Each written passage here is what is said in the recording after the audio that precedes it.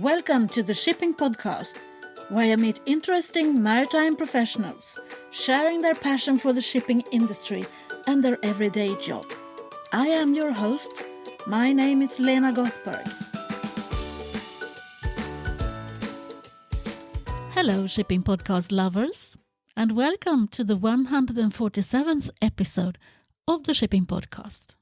Can we agree that the Shipping Podcast has become a hub for people interested in innovation and a springboard for collaboration? The buzzword being collaboration, since that is how we will be able to move forward. And that does not only apply for the maritime industry, but to all enterprise out there, looking to thrive also in the future. I was interviewed the other day, or more like brain-picked, by a software startup that is looking to change the mindset of people in the maritime industry.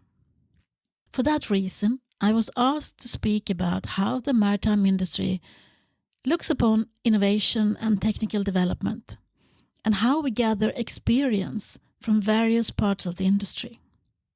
I replied that my gut feeling is that the maritime industry is very good at technical development when it comes to ships.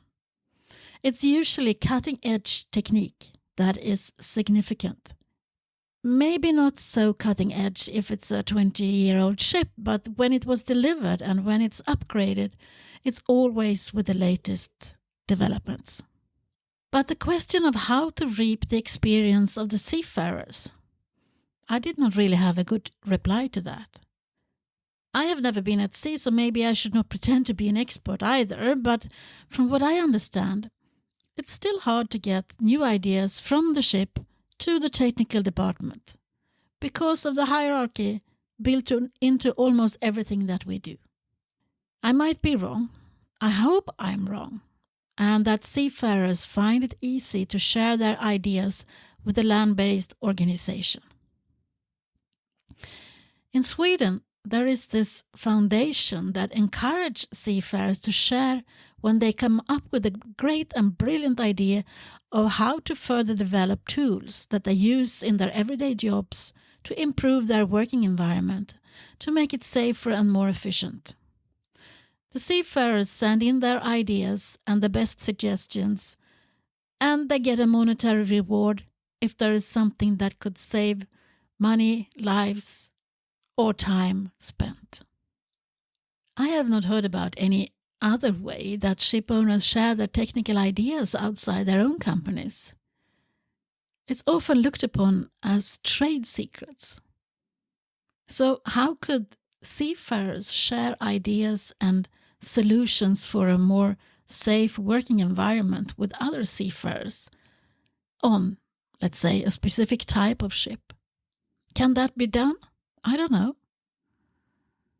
The new way of solving problems for other kinds of companies, the new tech companies, is to describe a problem that you have to the world, preferably in cyberspace, and then invite everyone else out there to come and suggest a solution for the problem that is described.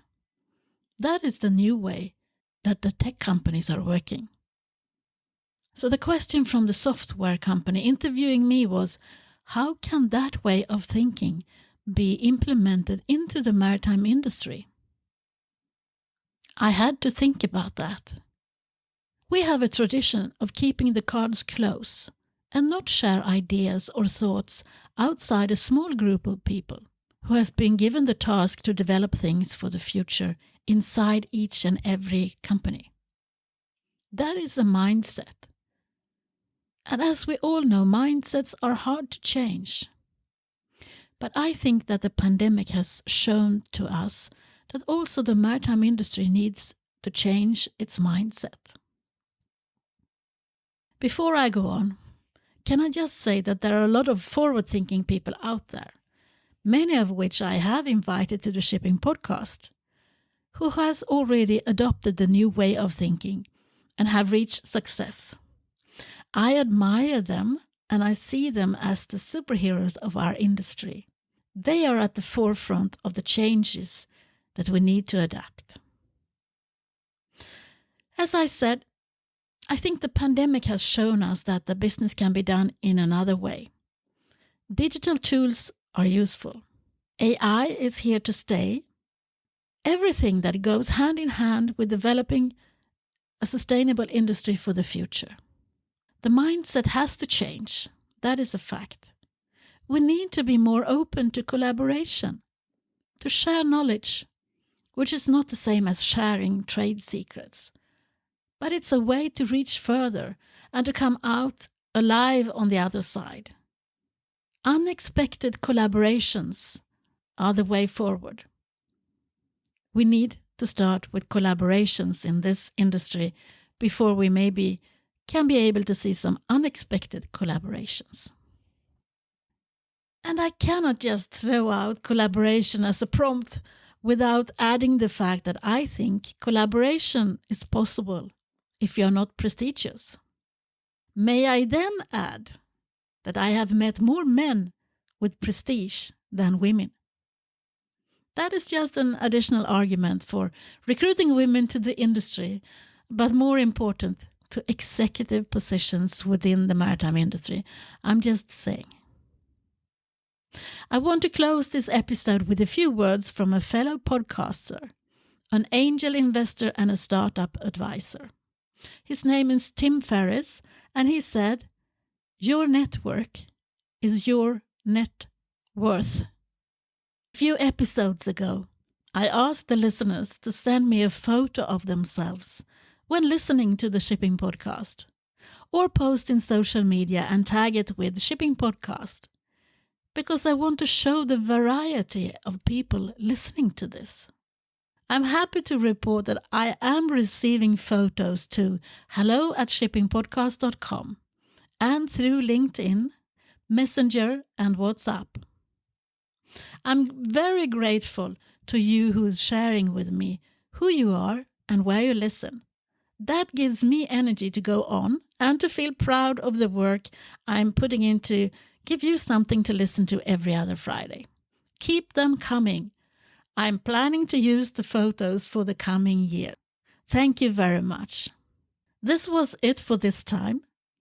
It was a few thoughts from me that might inspire you to come up with ideas for some unexpected collaborations.